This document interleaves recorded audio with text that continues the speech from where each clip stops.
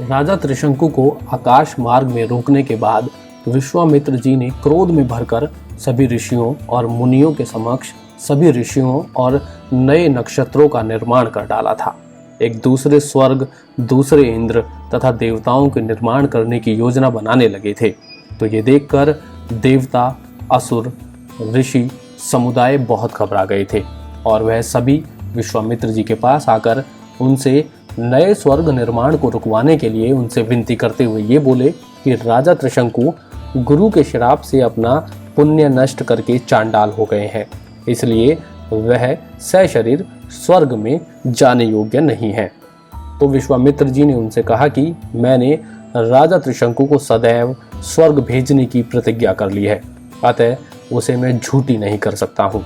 उसके बाद विश्वामित्र जी ने देवताओं के सामने अपनी शर्त रखते हुए ये कहा कि राजा त्रिशंकु को सदा स्वर्ग लोक का सुख प्राप्त होता रहे और मैंने जिन नक्षत्रों का निर्माण किया है वे सदा बने रहें।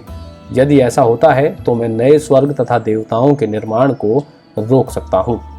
विश्वामित्र जी की यह बात सुनकर देवताओं ने उनसे कहा कि आपके द्वारा रचे हुए नक्षत्र सदा आकाश में प्रकाशित रहेंगे तथा उन नक्षत्रों के बीच नीचे की ओर सिर किए हुए राजा त्रिशंकु भी प्रकाशमान रहेंगे और स्वर्गीय पुरुष की भांति अनुसरण करते रहेंगे।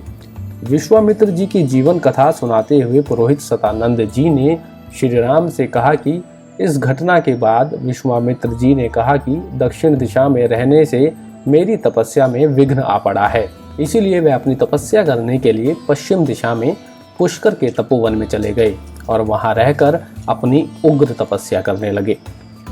जिस समय विश्वामित्र जी पुष्कर के तपोवन में तपस्या कर रहे थे उस समय अयोध्या पर राजा अम्बरीश जी राज्य कर रहे थे। राजा अम्बरीश एक बार यज्ञ की तैयारी कर रहे थे। तब राजा अम्बरीश की बढ़ती हुई शक्ति से घबराकर देवराज इंद्र ने उनके यज्ञ पशु को चुरा लिया था।